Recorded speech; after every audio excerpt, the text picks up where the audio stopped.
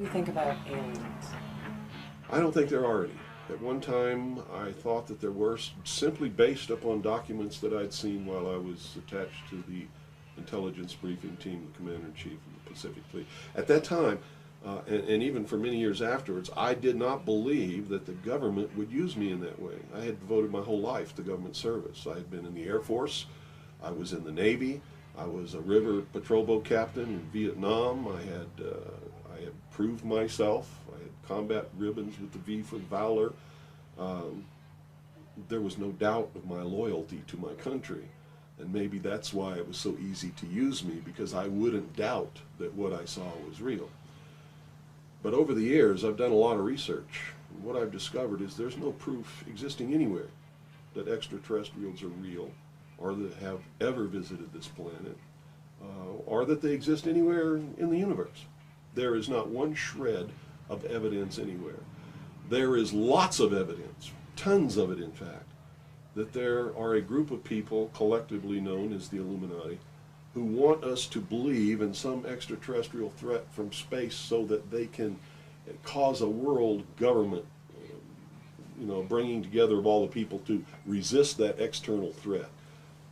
And the first time that I saw any reference to that, I was reading some papers from the Carnegie Endowment Fund, and there was a record of a speech. It was a dinner for Viscount Ishii of the Japanese delegation, the Japanese imperial delegation, in 1917. And John Dewey was one of the speakers.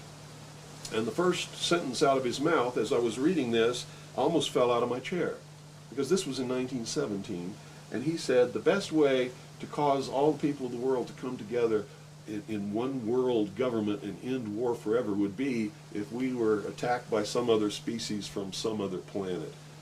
And boy, that just clicked with me, and I knew that that this is just another scam. This is the age of deception. There's no doubt about it. And then 8 times during Reagan's administration, he inserted almost the exact same phrase into 8 of his speeches. And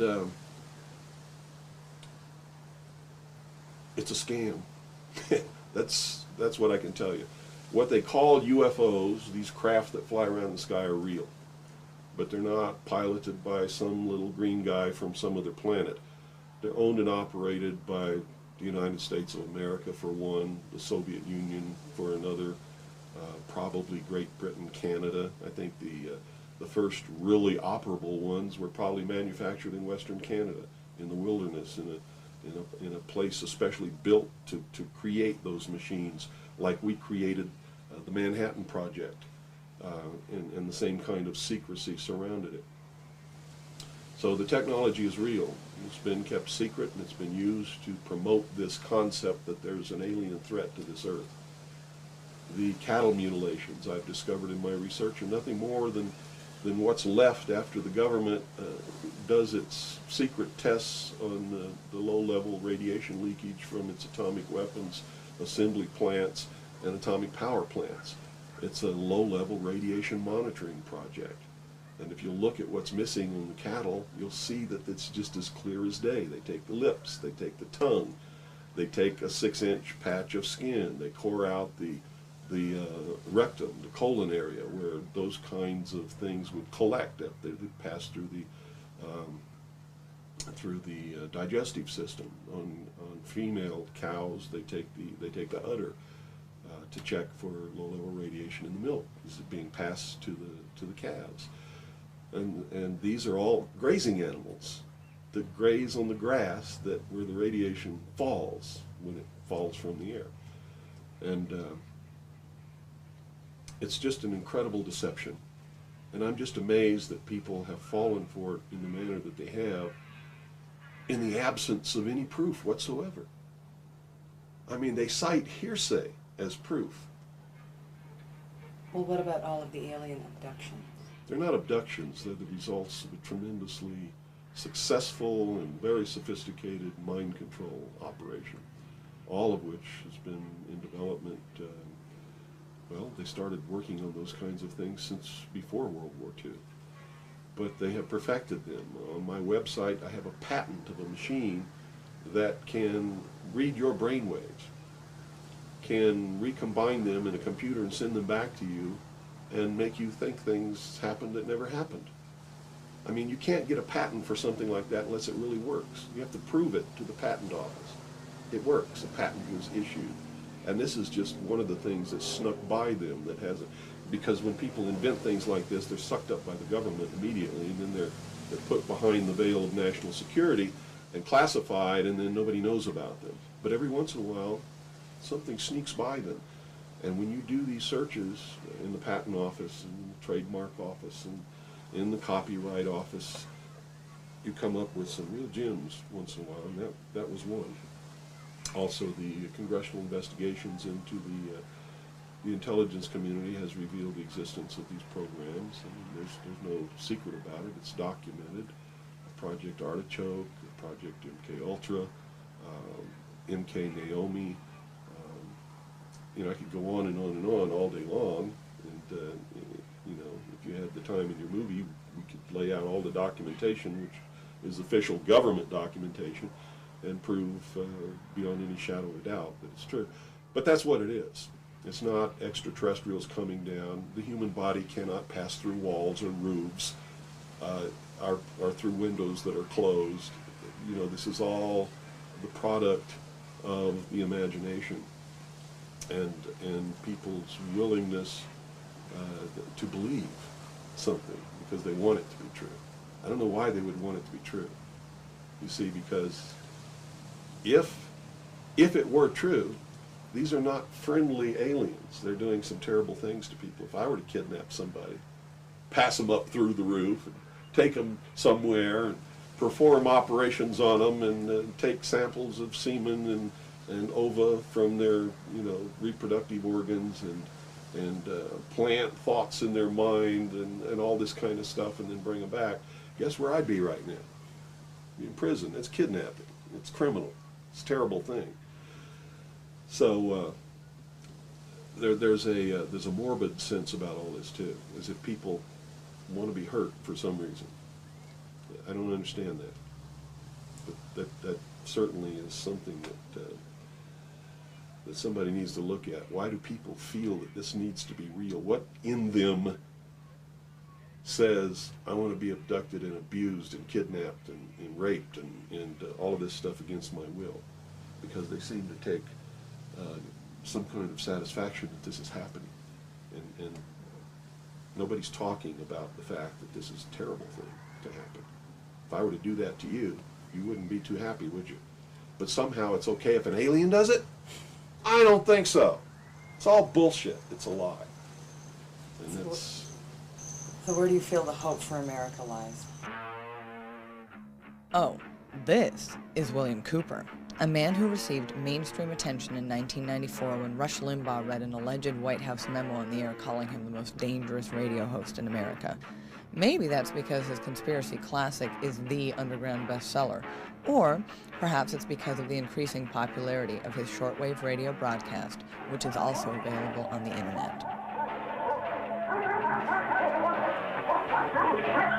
Good evening. You're listening to the Hour of the Time. I'm still William Cooper. This was not an easy interview to net. He was the first person I asked, and after 8,000 miles and 6.5 weeks on the road, just about the last to agree. I guess he wanted to make sure I was serious. Nevertheless, I had to come alone, and I was required to follow clear rules of conduct. Well, at this point, I've done so much research on this. I have to tell you, there's only one way this is going. There's going to be a civil war in this country. And I hope the outcome of the war will be the reinstatement of constitutional Republican government. But whenever you have a war like that, you're going to have competing factions to be the winner. And whoever really has the power in the end is going to institute whatever kind of government they feel should be there. There are people in this country who believe that a religious theology or theocracy should prevail. Well, if that happened, we'd have burnings at the stake again, and inquisitions, and heretics, and all of these kinds of things. So that can't be allowed to happen. Can't be. Doesn't matter what my religion is. It can't be allowed to happen. There are people who want a socialist government, much like the one in Sweden. There are people who want to create in the United States what the Soviet Union had hoped to be.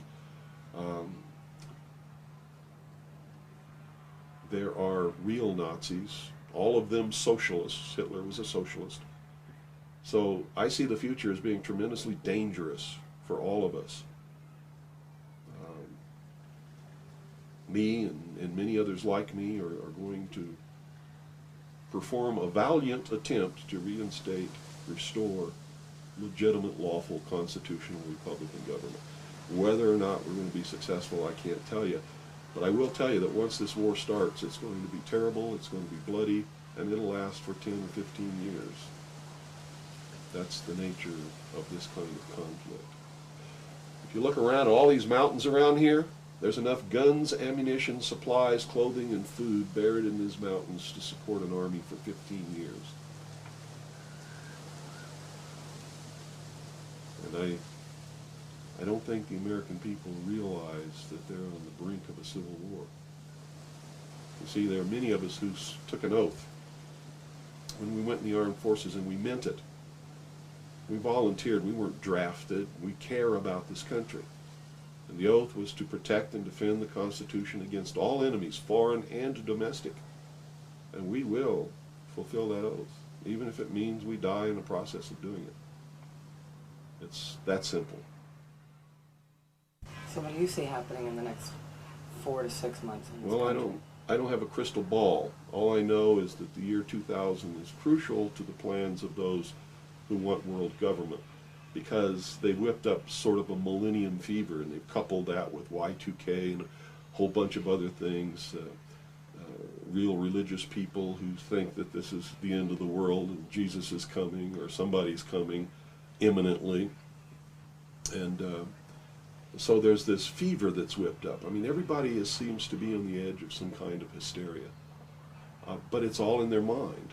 If you look around, you see the world hasn't changed. It's not coming to an end. This hasn't been brought about by the hand of God. It's been brought about by the deceptions of man.